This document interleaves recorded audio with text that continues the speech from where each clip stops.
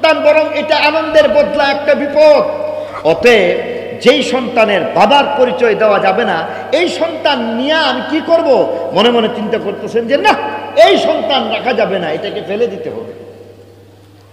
এই সন্তানকে রাখা যাবে না, ফেলে দিতে হইবে, কারণ এর কোনো বাবার পরিচয় নাই।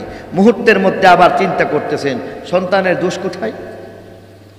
এই সন্তানের কোনো দোষ আছে, অপরাধ আছে, কোনো অন্যায় আছে? হযরত মরিয়ম আলাইহিস সালামের কোনো অপরাধ আছে, অন্যায় আছে? কিছুই যদি না থাকে তাহলে হযরত মরিয়ম আলাইহিস সালাম এবার মনে মনে চিন্তা করতেছেন ফেলে দিব কেন? তার তো কোনো দোষ খুঁজে পাই না, অপরাধ নাই, আমারও কোনো অপরাধ নাই, তাহলে কি করতে হবে? না, এই সন্তানকে রাখতেই হবে। বাস দুটানা পূরণের মধ্যে পড়ে গেলেন। একবার বলেন সন্তান ফেলে দাও, একবার বলেন এই সন্তানকে ফেলানো যাবে না, একবার বলেন যেই সন্তানের বাবার পরিচয় নাই সেই সন্তান সম্মানের না, আরেকবার বলেন আল্লাহর কুদরতে যেই সন্তান আমাকে আমার আল্লাহ দিয়েছেন, অতএব সেই সন্তানের ব্যাপারে অন্য কোনো চিন্তাই করা যাবে না। 7-5 ভাবতে শুরু করলেন, যার কথা এখানের মধ্যে বলা হয়েছে ফাহামালাতহু ফান্তাবাযাত বিহি মাকানান কাসিয়া। হযরত মরিয়ম আলাইহিস সালাম এবার সামনের দিকে হাঁটতে শুরু করলেন। হযরত মরিয়ম আলাইহিস সালাম মনে মনে চিন্তা করেন এই সন্তানকে ফেলে দিতে হইবে, আবার বলেন ফেলানো যায় না। সামনের দিকে হাঁটতেছেন, ঠিকানাবিহীন এক ঠিকানার খুঁজে তিনি বের হয়ে যান। সামনের দিকে অগ্রসর হয়ে যান, আরো সামনের দিকে অগ্রসর হয়ে যান। লোকালয় থেকে খানিকটা জঙ্গলের দিকে চলতে শুরু করলেন। সামনে চলে গেলেন, সেখানের মধ্যে গিয়া দেখলেন উঁচু একটা মাটির ডিবি। সেই মাটির ডিবি, মাটির টিলার উপরে একটা মরা খেজুর গাছ। জঙ্গলের ভিতরের মধ্যে সেই খেজুর গাছের মধ্যে হেলান দিয়া এবার বসলেন। আর সেখানের মধ্যে বসে বসে এক পর্যায়ে চিন্তা করতে শুরু করলেন, হায় হায়, যেই সন্তানের বাবার পরিচয় বলা যায় না, সেই সন্তানকে কেমন করে, কিভাবে সেই সন্তানকে কেমন করে রাখা যায়। আবার মনে মনে চিন্তা করলেন, এমন সন্তানের চেহারা দেখার আগে আগে যদি আমার মৃত্যু হয়ে যায় তো কতই না ভালো ছিল।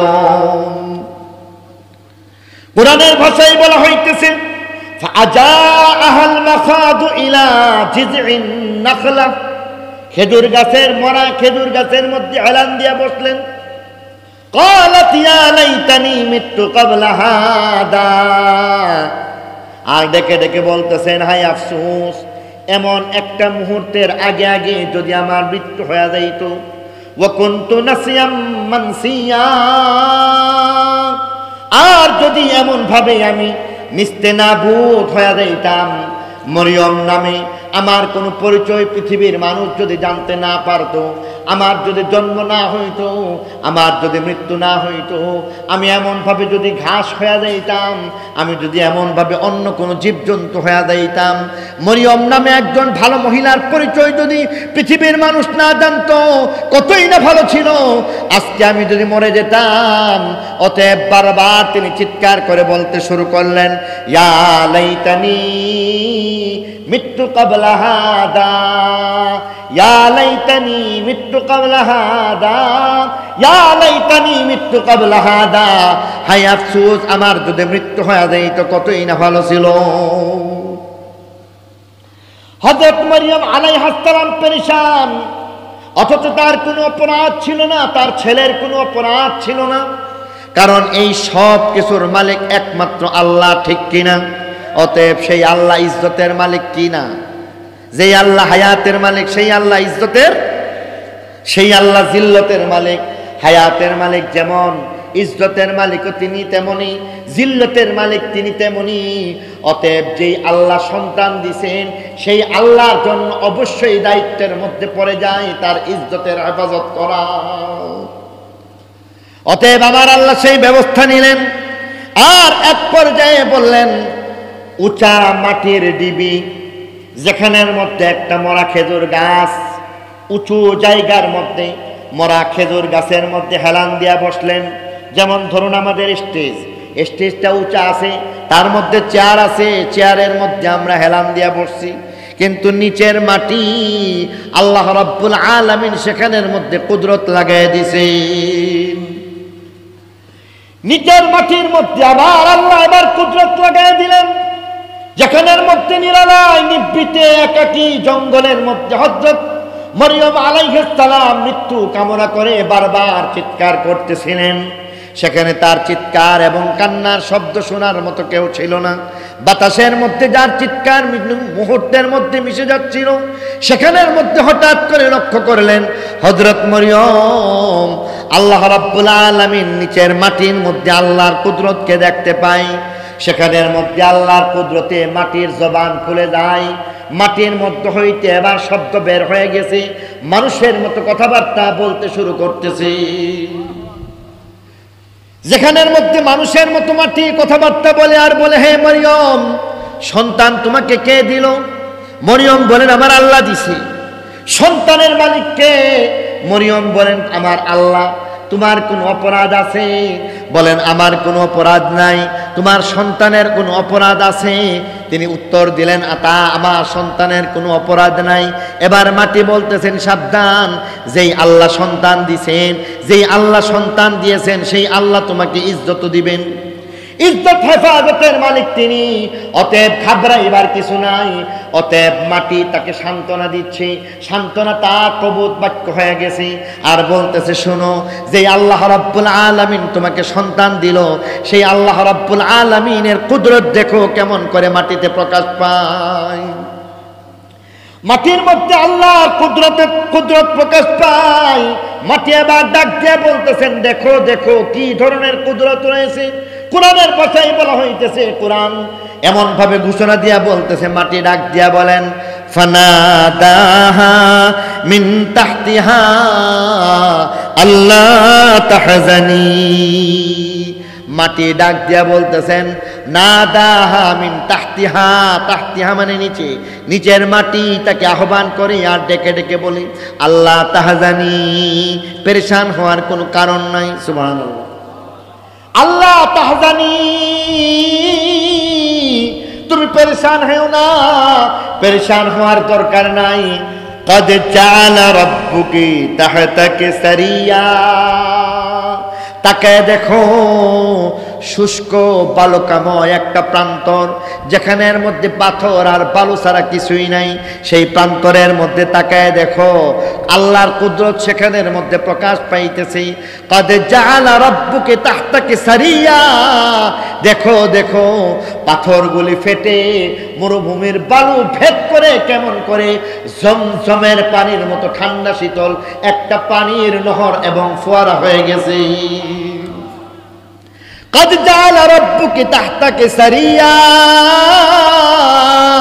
দেখো দেখো, তার নিচ থেকে তাকাইয়া দেখো একটা ফোয়ারা হয়ে গেছে।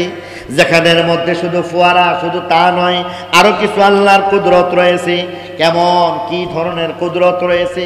বলেন যে দেখো, তোমার পিছনে কি দেখা যায়? বলেন যে আমার পিছনে একটা মরা খেজুর গাছ রয়েছে। এবার তিনি বলতেছেন, শুনো, এবার তুমি তোমার একটু খেজুর গাছের কুদরতের দিকে তাকাও। তুমি দাঁড়িয়ে যাও, দাঁড়িয়া সেখানের মধ্যে খেজুর গাছের মরা ঢাল রয়েছে। মরা ঢালের মধ্যে তুমি ধরো, ধরার পরে একটু নাড়াচাড়া দাও, সেখানের মধ্যে দেখবে আল্লাহর কুদরত সেখানেও অপেক্ষা করে। وهزي إليك بجذع النخلة تساقط عليك رطبا جنيا। দাঁড়িয়ে যাও, সেখানে আল্লাহর কুদরত অপেক্ষা করতেছে। হযরত মরিয়ম আলাইহাস সালাম আস্তে করে দাঁড়ায় গেলেন। এবার আস্তে করে তিনি হাত বাড়াইলেন, মরা ঢালের মধ্যে ধরলেন, ধরার পরে একটা নাড়া দিলেন। নাড়া দেওয়ার সঙ্গে সঙ্গে আল্লাহর কুদরত প্রকাশ পাওয়া যায়। মুহূর্তের মধ্যে মরা গাছ, সেই মরা গাছের মধ্যে কাঁচা কাঁচা পাতা গজাইতে শুরু করেছে। আরো জোরে কোন সুবহানাল্লাহ। মরা গাছ, সেখানের মধ্যে আল্লাহর কুদরতে কাঁচা কাঁচা পাতা গজাইতে শুরু করলো। সঙ্গে সঙ্গে ফুল হয়ে যায়, সঙ্গে সঙ্গে ফুল থেকে ফল হইতে শুরু করি, সঙ্গে সঙ্গে ফল হওয়ার সাথে সাথে এগুলি বড় হয়ে যায়। বড় হইয়া হরকে হরেক রকম রকমারি খেজুর, খেজুরের মধ্যেও দেখা যাইতেছে দামি এক পর্যায়ের খেজুর। সেই খেজুরগুলি হযরত মরিয়ম আলাইহাস সালাম তার মুখের সামনে জান্নাতের নমুনা হইয়া এমন ভাবে পাকা পাকা খেজুরগুলি তুলতে শুরু করেছে। বলি সুবহানাল্লাহ। ইলাইকি বিজিযইন নাখলা তুসাকিত আলাইকি রুতাবান জানিয়া ওহুজ্জি ইলাইকি বিজিযইন নাখলা তুসাকিত আলাইকি রুতাবান জানিয়া। ডাক দিয়া বলতেছেন এবার তুমি দেখো আল্লাহর কুদরত প্রকাশ পেয়ে গেছে। হযরত মরিয়ম আলাইহিস সালাম প্রবোধ পেয়ে গেলেন, সান্ত্বনা পেয়ে গেলেন। সান্ত্বনার এক পর্যায়ে দেখলেন আসলেই তো এমনটা কুদরত দেখা গেছে। আল্লাহর কুদরতে মাটি কথা বলল, আল্লাহর কুদরতে পাথর ফেটে সেখান থেকে ঝর্ণা প্রবাহিত হয়ে গেল, আল্লাহর কুদরতে মরা খেজুর গাছ জিন্দা হয়ে গেল, আল্লাহর কুদরতে মুহূর্তের মধ্যে খেজুর তার সামনে দুলতে শুরু করলো। কিন্তু এই পর্যায়ে মুহূর্তের মধ্যে আবার চিন্তা করলেন কুদরতের কথা তো আমি জানি, জনগণ তো দেখে নাই। আছে কোথায়? বাড়িতে না জঙ্গলে? আরো জোরে বলতে হবে। তো জঙ্গলের মধ্যে তো কেউ নাই, এই কুদরত আমি দেখতেছি। আমার বাড়ির মধ্যে একটা মরা খেজুর গাছ যদি থাকতো, এই মরা খেজুর গাছটাকে দেখাইয়া বলতে পারতাম দেখো না গতকালকের মরা খেজুর গাছ আজকে কেমন করে জিন্দা হয়ে গেল, গতকালকের মরা খেজুর গাছের মধ্যে আজকে কেমনে ফসল হয়ে গেল, এটা তো বলতে পারতাম বাড়িতে হইলে। জঙ্গলে কি বলবো? সান্ত্বনা যা একটু পাইছিল, মুহূর্তের মধ্যে আবার সেই সান্ত্বনার মধ্যে যুক্তি চলে আসতেছে। মানুষের সামনে জবাব দেওয়ার কোনো ব্যবস্থা নাই। এবার তিনি আবার চিৎকার করে বলতে শুরু করলেন, ইয়া লাইতানি মিত্তু ক্বাবলা হাদা ওয়া কুনতু নাসিয়াম মানসিয়া। হায় আফসোস, যদি এমন একটা দিবসের আগে আগে আমার যদি এমন মৃত্যু হয়ে যাইতো, এটাই আমার জন্য ভালো ছিল, কারণ আমার মৃত্যু ছাড়া এখানের মধ্যে অন্য কিছু হয় না। মানুষের সম্মান, ইজ্জত সম্মানের চাইতে জীবনের দাম খুব বেশি না, বরং ইজ্জত হেফাজতের জন্য নিজের জীবনকে উৎসর্গ করা যায়। ঠিক কিনা বলেন? হযরত মরিয়ম আলাইহিস সালাম উনাকে আবার যখন চিৎকার করতে শোনা গেছে, তখন আবার মাটি কথা কই। সুবহানাল্লাহ বলে। দায়িত্বশীল এখানে কে আছেন? হুজুরের খবর কি বলেন? দায়িত্বশীল এখানে কেউ আছেন? কেউ নাই এখানে?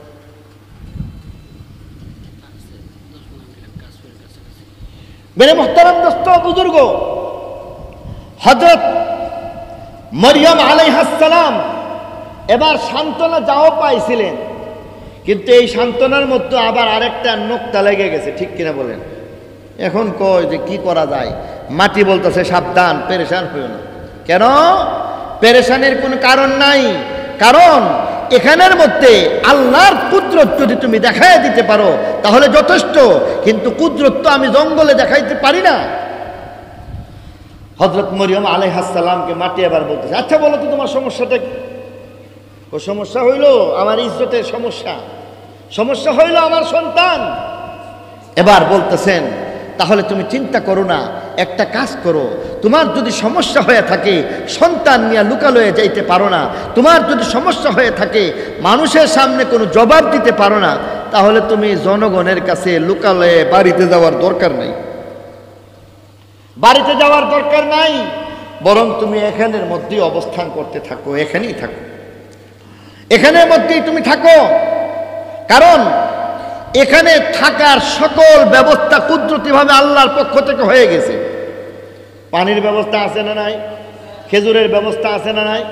বরং খেজুর বর্তমান বিজ্ঞানীরা তো এটা বলেন, খেজুর এমন একটা বরকতপূর্ণ ফল, একজন মানুষ যদি অন্য কিচ্ছু না খায় শুধু খেজুর খায় তাহলে এই মানুষটা খেজুর খায় বেঁচে থাকতে পারবে, তার কোনো ভিটামিনের সমস্যা হবে না। এই যদি অবস্থা হয়ে থাকে তাহলে তোমার পানির ব্যবস্থা আছে, খেজুরের ব্যবস্থা আছে, বাড়িতে যাইবে কেন? তুমি এখানেই থাকো, দরকার মতো খেজুর খাও আর পানি খাও। সুবহানাল্লাহ বলে কোরআন ঘোষণা দিতেছে, ফাকুলি ওয়াশরাবি, বাড়িতে যাওয়ার দরকার নাই, তুমি বরং খেজুর খাও। ওয়াশরাবি, আর যদি পানির প্রয়োজন পড়ে ঝর্ণা থেকে পানি খাইবা। ওয়াকাররি আইনা, আর নিজের সন্তানকে দেখে দেখে নিজের কলিজাটা ঠান্ডা করো। ফাইম্মা তারাইন্না মিনাল বাশারি আহাদা ফাকুলি ইন্নী নাদারতু লিররহমানি সাওমান ফালান উকাল্লিমাল ইয়াওমা ইনসিয়া। অতএব এখানে থাকা অবস্থায় যদি তুমি কাউকে দেখো তাহলে বলে দাও যে আমি রোজা রাখছি, আর সেই কালে রোজা রাখলে কথা বলা নিষেধ ছিল, কথা বললে রোজা ভাঙে। অতএব ব্যবস্থা করে দিছে, কি করবা? ফাকুলি, খেজুর খাও, ওয়াশরাবি, পানি পান করো, ওয়াকাররি আইনা, কলিজার টুকরা নিজের সন্তানের চেহারার দিকে তাকায়া কলিজাটা ঠান্ডা করো।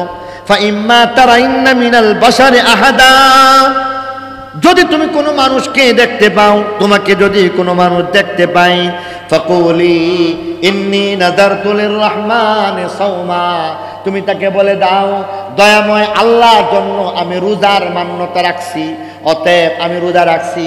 ফালান উকাল্লিমাল ইয়াউমা ইনসিয়া, অতএব আজকে আমি অবশ্যই তোমার সাথে কথাবার্তা বলবো না।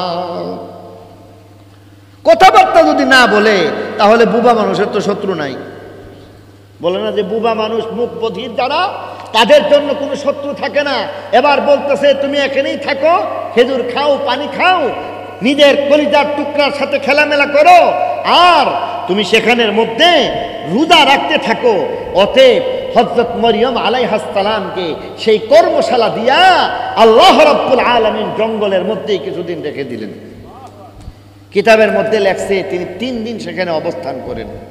3 দিনের এই কর্মশালা যখন শেষ হয়ে যায়, তখন আল্লাহ রাব্বুল আলামিনের পক্ষ থেকে হুকুম হয়ে যায়, এবার তুমি তোমার সন্তানকে নিয়ে বাড়িতে যাও। সন্তানকে নিয়ে বাড়িতে যাইবো? হ্যাঁ, সন্তানকে নিয়ে বাড়িতে যাও। আমার ইজ্জত, ওই ইজ্জতের মালিক আল্লাহ। ইজ্জতের মালিক আল্লাহ।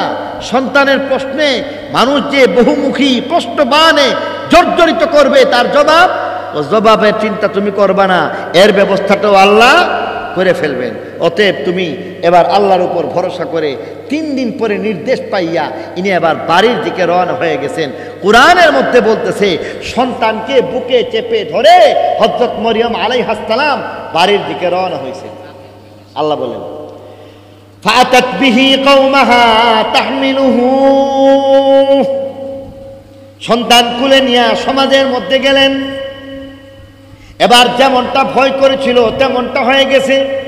ক্বালু ইয়া মারইয়াম লাকাদ জিইতি শাইআন ফারিয়া,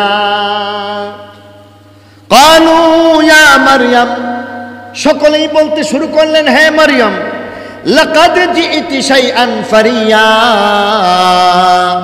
তুমি তো সাংঘাতিক একটা খারাপ কাজ করে বসলা, সাংঘাতিক খারাপ কাজ করলা। লোকেরা বলে খারাপ কাজ করলো। হযরত মরিয়ম আলাইহিস সালাম কথাবার্তা বলেন না, বলেন যে তুমি সাংঘাতিক খারাপ কাজ করলা। কোন ধরনের খারাপ কাজ করলো? বলেন যে সন্তান কেমন করে আসছে, সন্তান আসা তো কোনো খারাপ না। বলেন যে না না, যেই সন্তানের পিতার পরিচয় নাই এমন সন্তান অবশ্যই খারাপ, কোনো সন্দেহ নাই। লাকাদ জিইতি শাইআন ফারিয়া, হে মরিয়ম মারাত্মক খারাপ কাজ করেছো।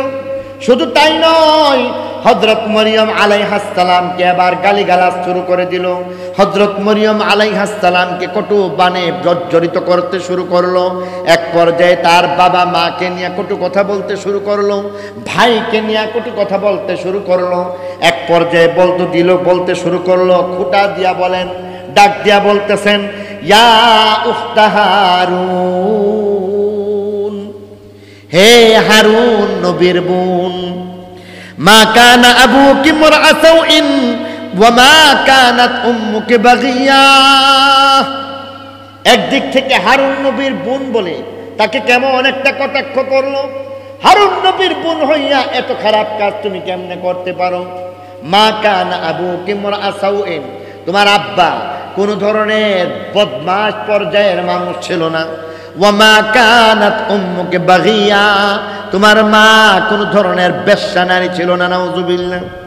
একদিক থেকে বদমাশ বলে বাবাকে গালি দিল, বেশ্যা বলে মাকে গালি দিল, হারুন নবীর বোন বলে এমন ভাবে খুঁটা দিয়া কথাবার্তা বলল। ডাক দিয়া বলতেছে ইয়া উখতা হারুন, মা কানা আবুকি মারআ সাউইন ওয়া মা কানাত উম্মুকি বাগিয়া।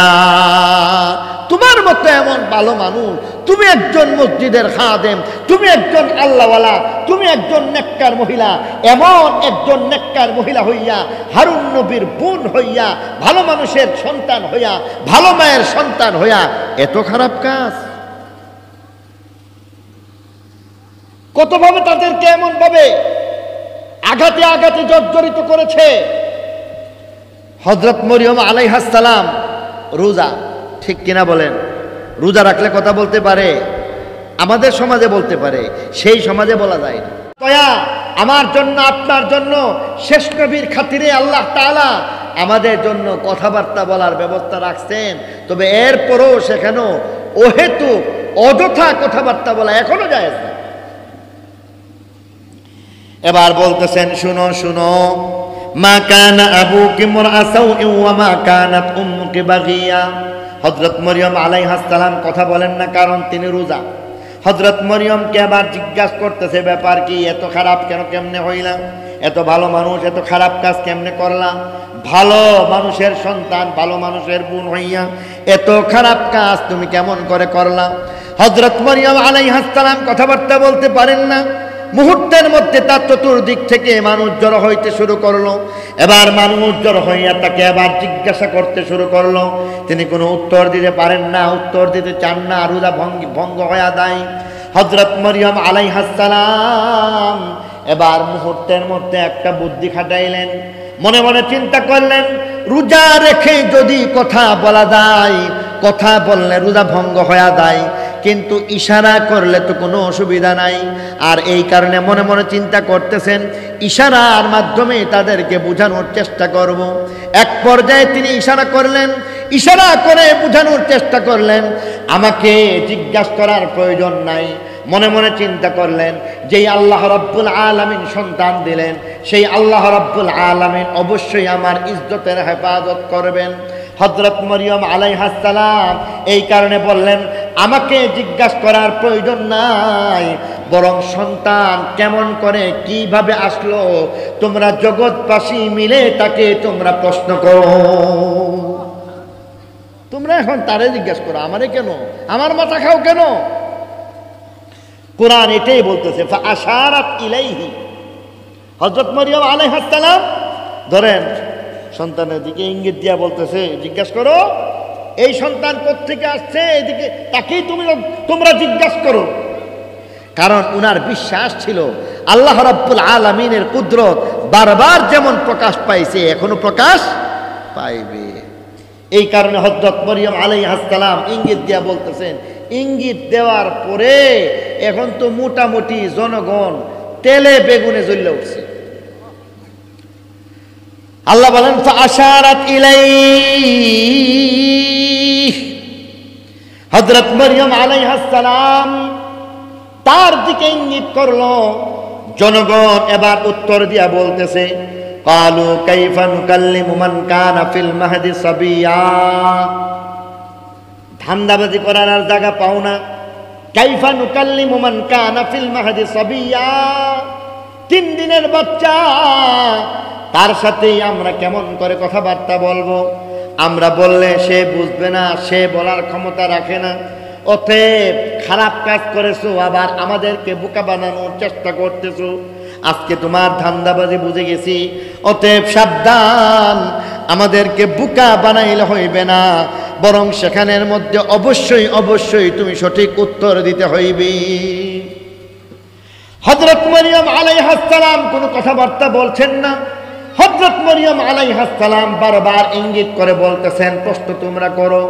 হযরত মরিয়মের কথা যখন এমন ভাবে ইঙ্গিত করতে শুরু করলো, হযরত ঈসা নবী কুলের মধ্যে চুপচাপ, কারণ আল্লাহর হুকুম তখন হয় নাই।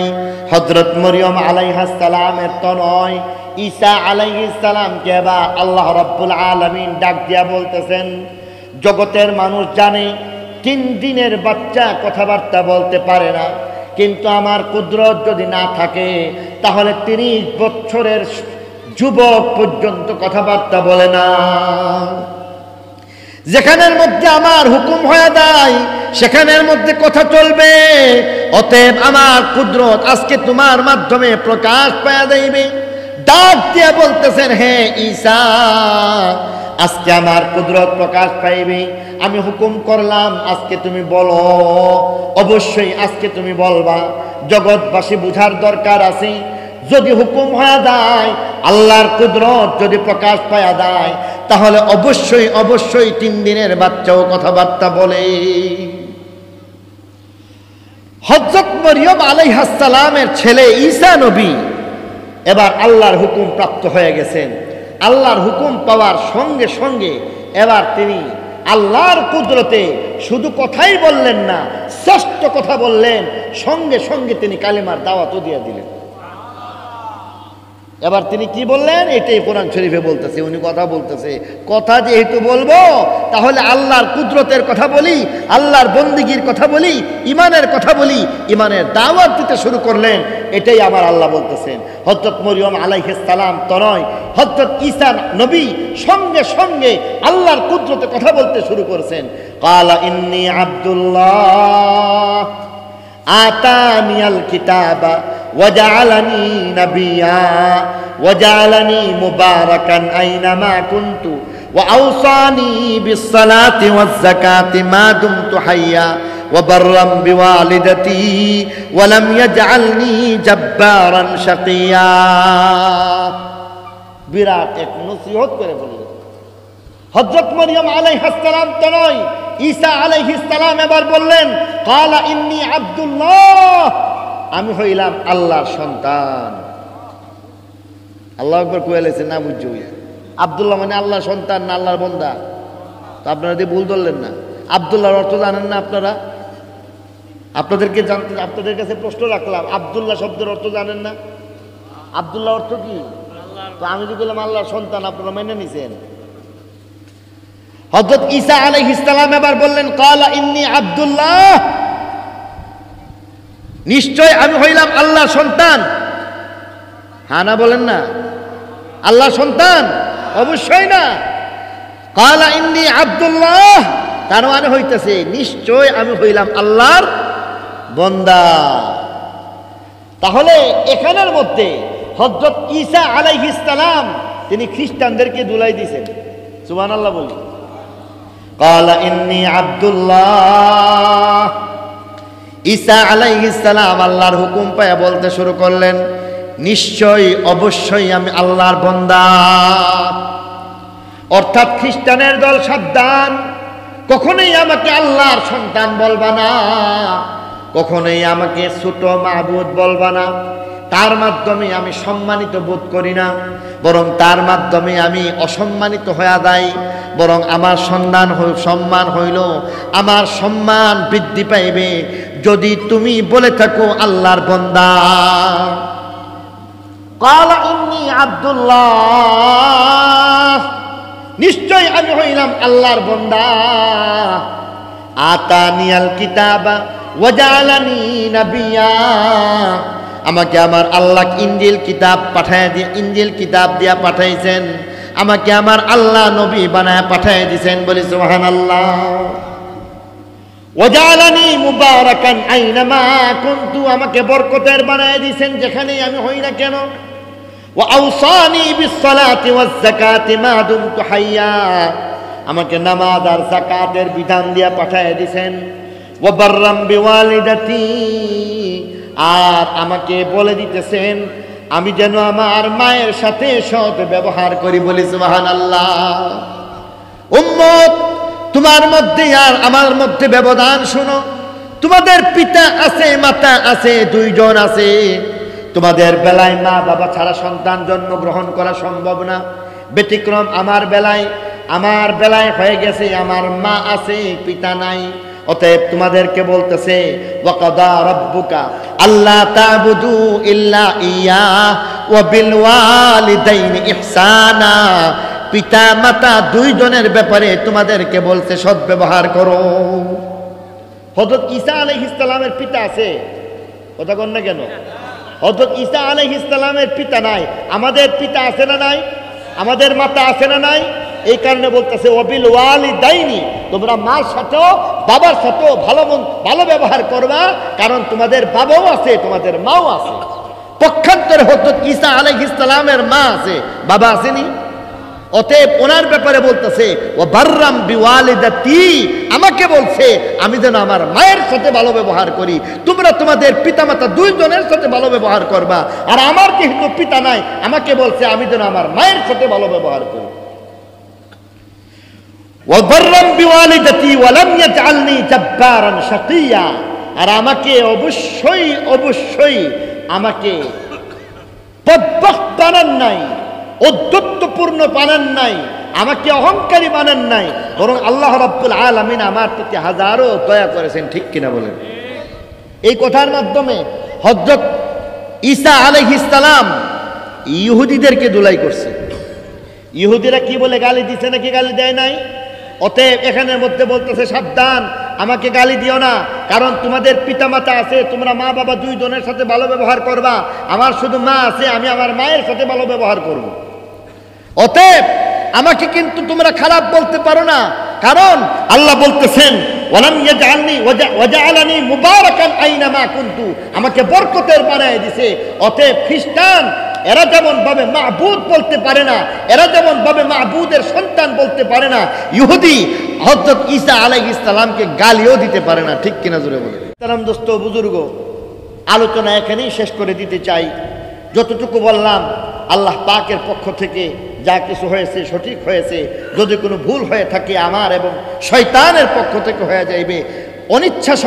অনিচ্ছাবশত যদি কোনো ব্যতিক্রম কিছু হয়ে থাকে আল্লাহ আমাকেও ক্ষমা করুক, আপনাদের সকলকে ক্ষমা করে দিক।